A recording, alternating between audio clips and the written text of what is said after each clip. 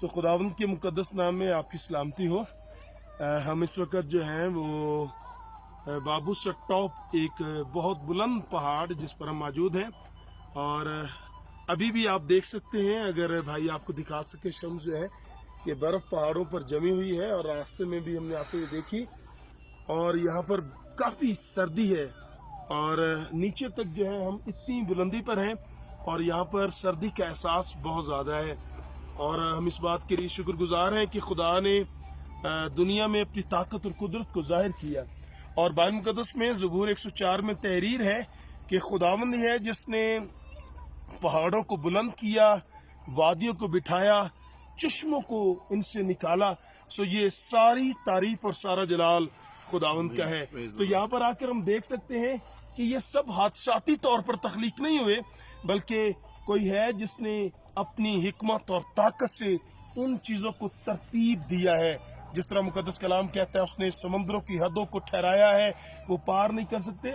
तो खुदा ही है जिसने इन पहाड़ों को इतना बुलंद और इतना मजबूत जो है वो खड़ा किया है। सो सारा जलाल इस खूबसूरत नज़ारों के लिए हम खुदावंद के मुकद्दस नाम को देना चाहते हैं, और हम ये भी भरोसा रखते हैं कि जो खूबसूरती हम यहाँ देख रहे हैं इससे कहीं बढ़कर अच्छा आपके लिए और मेरे लिए होने वाला है। क्योंकि मुकद्दस कलाम में लिखा है, देखो मैं नए आसमान और नई जमीन को बनाना चाहता हूँ। जो नया होगा वो इससे कहीं खूबसूरत है। सो आज इस खूबसूरत नज़ारों को दिखाकर हम आपको इनकरेज करना चाहते हैं कि आइए और उस बड़ी बादशाही के लिए, उस बर्रा की शादी और ज़ियाफत के लिए अपने आप को तैयार करें, जिसमें जाकर हम इनसे कई खूबसूरत चीज़ों को देख पाएंगे।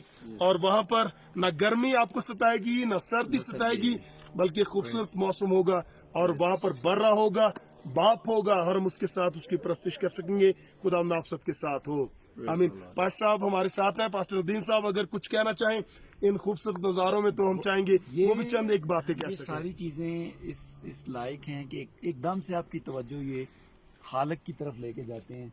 खुदा कितना अजीम है, ये कितना हसीन है। और मैं ये सोच रहा था कि गुनाह का ज़मीन पर आ जाने के बाद ये चीज़ें अभी बदसूरत हो गई हैं, तो भी कितनी हसीन है।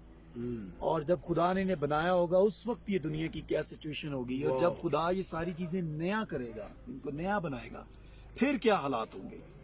तो अगर हम यहाँ की तवज्जो कर रहे हैं कि इन चीज़ों को देखने के लिए हम इतनी जुस्तजू करके यहाँ पे पहुँचे हैं, और सिर्फ हम नहीं बड़ी दुनिया यहाँ पे आ रही है, तो मेरे ख्याल में हर एक को ये कोशिश करनी चाहिए कि वो आसमान की बादशाही की तैयारी करे, ताकि वो उस नई ज़मीन और आसमान को भी देख सके जो इससे मैं समझता हूँ कंपैरिजन ही नहीं है कि वो कितना हसीन होगा। और पैसा फिर एक और चीज़ की वजाहत भी मैं चाहता हूँ करते जाएं कि हमने आसमान पर जाना जरूर है, लेकिन आसमान पर हमने सिर्फ 1000 साल तक रहना है, और वापसी हमने फिर जमीन पे इसी जमीन पर आना है। और फिर भी यही जमीन है जो नई जमीन और नया आसमान फिर खुदा करेगा।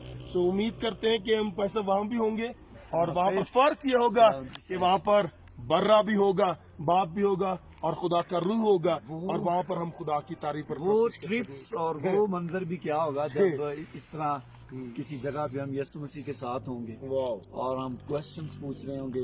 हो सकता है तब हम उससे यही पूछें कि ये बाबू सर के ऊपर बर्फ क्यों रहती थी हर वक्त। चले खुदा आप सबके साथ हो। Thank you.